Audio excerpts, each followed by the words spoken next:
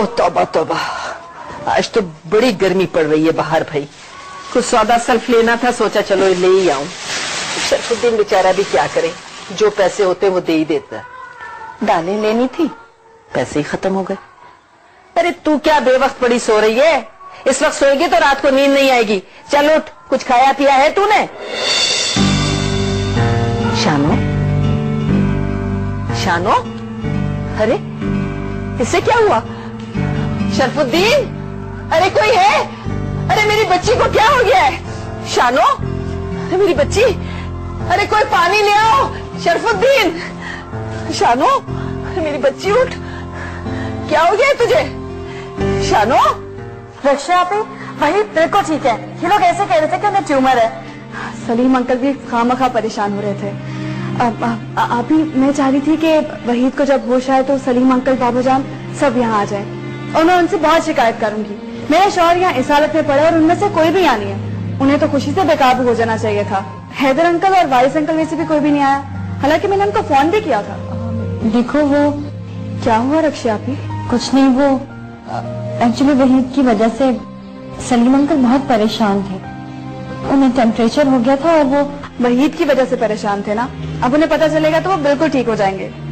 वो डॉक्टर क्या कह रहे हैं? वो कहते हैं कि उन्हें 6 घंटे बाद होश आना है। अब तो सिर्फ आधा घंटा रह गया है। रखिए आप ही, आप सलीम अंकल को लेकर फौरन यहाँ पहुँच जाए। बाकी सब मसरूफ है तो मसरूफ से, मुझे किसी की जरूरत नहीं। और हाँ, अम्मी से मैं बहुत नाराज हूँ। उन्हें मेरे गम या खुशी की जरा भी फिक्र नहीं, वो आई ही नहीं। अच्छा, तुम परेशान नहीं हो, मैं लेकर आती हूँ सब। ठीक है, बाय। वापस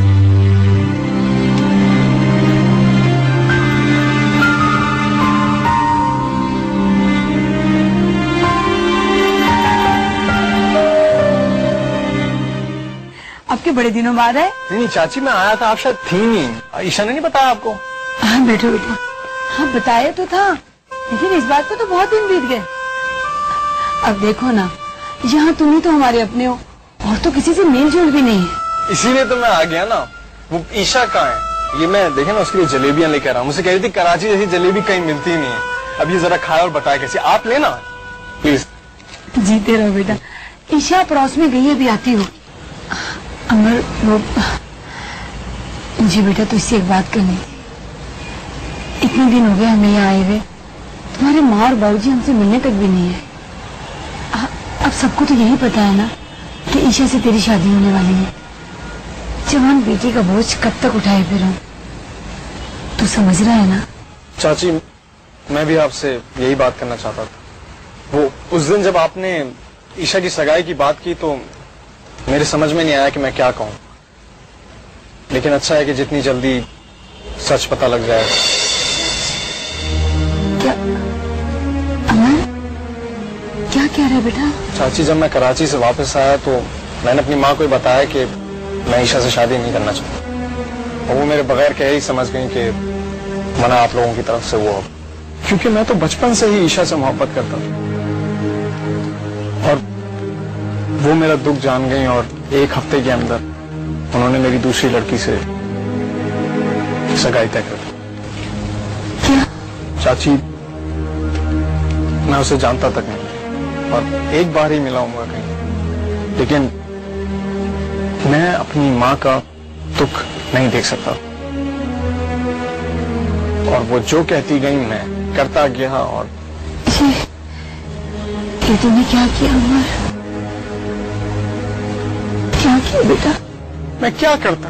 जब मैं कराची से वापस आया मेरे समझ में नहीं आया कि मैं कहाँ जाऊं, किससे क्या कहूं। और मैंने सोचा कि अपनी माँ को ही खुशी दे दूं। और मैंने हाँ कर दी। मुझे माफ कर देना चाची कि मैंने तुम्हें दुख दिया। मुझे पहले ही तुम्हें सच बता देना चाहिए। ईशा को भी समझा देना प्लीज कि मेरी मजबूरी क्या थी। मुझे भी दुख है। मुझे दुख है कि जिस लड़की को मैं बचपन से चाहता था वो मिली भी है तो अब जो मेरे हाथ में कुछ नहीं है।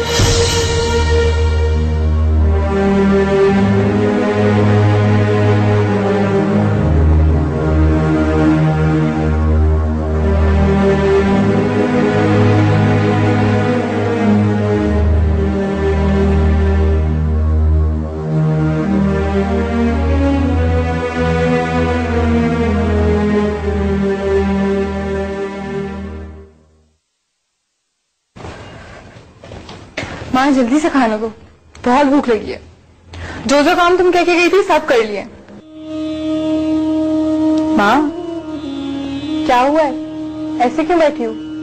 सब खत्म हो गया। एक उम्मीद थी वो भी टूट गई। कुछ बताओगी भी या ऐसे ही तालियां बजाओगी? अमर की माँ ने उसकी सगाई कहीं और कर। क्या?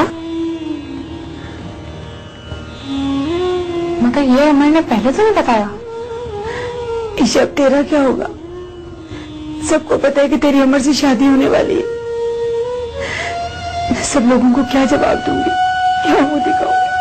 तुम उदास ना हो माँ, मैंने अमर का दिल दुखाया था ना,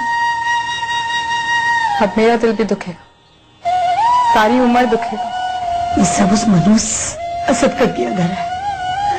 उसने हमारी जिंदगी में ऐसी कालक मली है कि हम अगर चाहें भी तो उस कालक की स्याही को नहीं धो सकते। नहीं माँ, गलती सारी मेरी है। तुम्हारी और नन्ना जी की मोहब्बत को ठोकर मारकर उससे ब्याह करने चली थी मैं। भगवान मुझे उसी की सजा दे रहा है। जो बोया है वही तो काटूंगी। मगर अब तुम परेशान ना हो माँ, तुम पे बोझ नहीं बनूंगी मैं अपनी जान दे दूंगी। पागल हो गई है क्या? हम उससे तेरा दुख नहीं देखा जाता। अमर मुझे नहीं मिला, असद ने मुझे धोखा दिया, इन सब बातों से भरकर है तेरा दुख। मुझे मर जाने दो माँ। अरे पागल, अगर तू मर गई तो मैं किसके लिए जिंदा रहूंगी? तू ही तो मेरा सहारा है, मेरा तो बस तू ही सहारा है ना।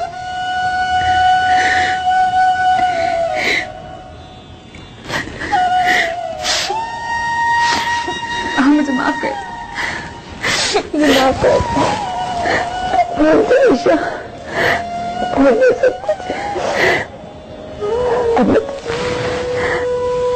अब मैं तुझे अपना बोझ नहीं समझूंगी। तू मेरा सहारा है।